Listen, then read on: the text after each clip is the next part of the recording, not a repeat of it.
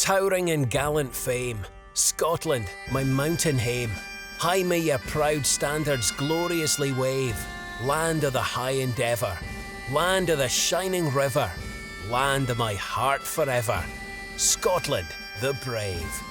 Scotland is known to be the birthplace of many a brave and hardy soul, and among them were two of its extraordinary native sons, Alexander Wright and Samuel Mulliner. Both were God-fearing men who independently emigrated to Canada in the mid-1830s in search of a better future. Not long after their arrival, they learned of an extraordinary event that would change their lives and the lives of millions forever. That Jesus Christ had restored his church to the earth in its truth and simplicity, and once more called a prophet to lead it. On hearing this message, they were convinced that it was true and were soon baptized into this new church, known as the Church of Jesus Christ of Latter-day Saints. Wright wrote immediately to his parents back in Scotland, sending them a package in which was contained his testimony in a letter and a pamphlet by a senior church member, Parley P. Pratt, entitled A Voice of Warning. Thus, Mr. and Mrs. Wright became the first family in Scotland to hear of the restored gospel. Mulliner and Wright met for the first time in New York in 1839, where they were instructed to take this gospel message back to their native homeland. On December 20th of that same year, they arrived at Glasgow Docks here in Govan. From this point on, they would be known as Elder Mulliner and Elder Wright, a title given to missionaries even today. The ships they travelled on had been continually rocked by winter gales, and on arrival both men were unwell. Samuel Mulliner was suffering from a bad cold, while Wright had a severe case of smallpox that so disfigured his face that his own parents would fail to initially recognise him. Despite these illnesses, these brave souls were determined to continue their missionary efforts. Elder Wright, almost blinded by the swellings around his eyes, walked over 120 miles in driving winter rain over 3 days to visit his parents in Marnock. In order to protect others from the disease, he confined himself in the house for 10 days, during which time he miraculously made a full recovery and the swellings on his face completely subsided. Elder Mulliner, meanwhile, travelled to Edinburgh and later to Paisley. There he was introduced to a young couple called Alexander and Jessie Hay, who, after being taught about the restored gospel, became the first people to be baptized in Scotland. The baptism took place here in Bishopton, just outside Paisley, on the 14th of January, 1840. They would have walked down this road, known aptly as Pilgrim's Way, to the River Clyde. When they got there, they discovered that it was covered in ice, which they had to break away by hand in order to perform the baptism. Afterwards, Elder Mulliner, Alexander and Jessie had to walk 2 miles back to the nearest farmhouse, cold, wet and frozen, but full of joy. At the end of January, Elder Wright also arrived in Paisley, and the two missionaries preached the gospel together in various meeting houses in and around Paisley.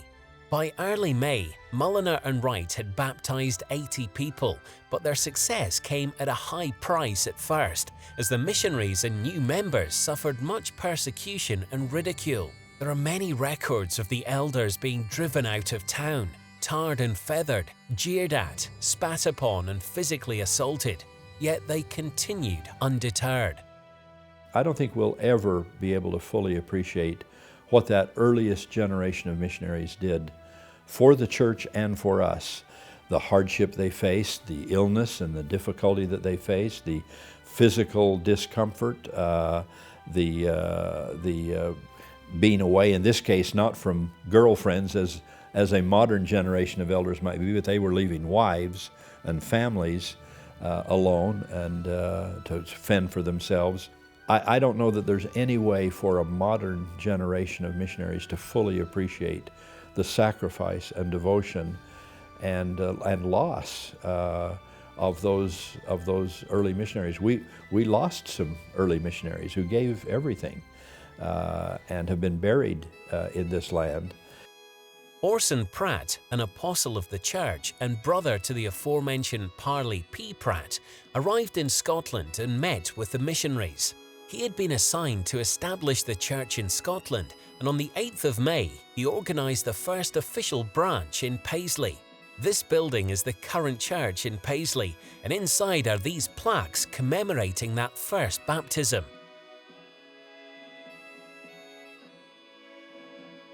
Elder Pratt left Paisley to preach the gospel in Edinburgh, where he found the people to be unreceptive to his message. Concerned by the lack of progress, he climbed many times to the top of Arthur's Seat, this rocky crag that towers 823 feet above the city. There, he dedicated Scotland for the preaching of the gospel and pleaded with the Lord to deliver to him 200 souls. By the time Orson Pratt left Scotland in March 1841, his prayer had been answered.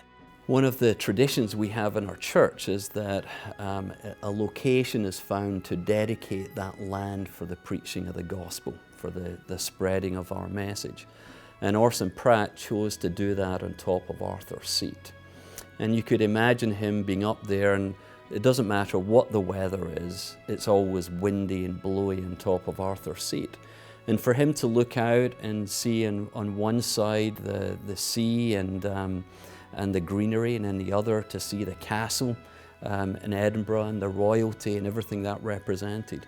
And his heart must have been very full to try and supplicate God to say, bless this land, that we will be able to find those who want to hear and listen to the message of the gospel of Jesus Christ. And what great faith and vision he had. And again, if he were able to look now and see the success that those other missionaries had at that time and subsequently have had, I think he would have just felt a huge feeling of warmth in his heart and excitement at seeing the impact of the missionary work and the missionary efforts here in Scotland. Over the next 20 years, over 10,000 Scots would join the church, and more than 7,000 of them would subsequently leave from the docks here in Greenock to emigrate to the United States to build a new life and help build the new church there. One such emigrant, John Murdoch, was to pen these lines as a farewell to his homeland. "O Scotland, my country, my dear native home, thou land of the brave and theme of my song. Oh, why should I leave thee and cross the deep sea, to a strange land far distant, lovely Scotland, to thee? But why should I linger or wish for to stay? The voice of the prophet is haste, flee away." Those converts not only saved the church in America and really went to strengthen the church as we finally moved to the Mountain West in the Western United States, but that legacy in many ways just came full cycle, because many of those missionaries and those children and children's children returned to this land to be missionaries and to continue to bring people into the church. The immigration went on so long that if everybody had stayed here, I think the headquarters of the church would be in the British Isles today. That's how great the missionary harvest was. As the years passed, hundreds of missionaries from all over the world would continue the work of elders Mulliner and Wright. One of these missionaries was a young man called David O. Mackay, who served his mission in Scotland from 1897 to 1899. One day he was feeling homesick after being in the mission for just a short time and spent a few hours sightseeing at nearby Stirling Castle. When he and his companion returned from visiting the castle, they passed a building where the stone above the door had a carved inscription of a quotation, usually attributed to Shakespeare, which read, "Whate'er thou art, act well thy part." This message had such a profound impact on Elder Mackay that he used it for inspiration, not just for the rest of his mission, but for the rest of his life. It is also a motto of every missionary that has served in Scotland since. Elder Mackay returned to Scotland exactly 65 years later, in August 1962, as the prophet of the church to organise the first Scottish stake, not unlike a diocese in Glasgow. Over 2,700 members met that day in St Andrew's Halls. As President Mackay came to organize the Glasgow stake, first stake in Scotland in 1962, I was a missionary in London at the time, and I got to go to the airport to greet him as he flew back from organizing that stake, and then he was going to fly home from London. Got a very precious moment with him at the airport in a rather extended way, an extended conversation, and he was aglow. He was absolutely, he just radiated. Of course, he radiated most of the time anyway, but he really just was aglow, having been in Scotland, his homeland, the Mackay that he was and is, and having been able to organize that first stake. It really meant a lot to him personally. Now there are over 26,000 members of the Church of Jesus Christ of Latter-day Saints in Scotland. They look back in gratitude to the incredible efforts of Elders Mulliner and Wright, whose Scottish courage, faith and determination ensured the establishment of the restored church in the land of the brave.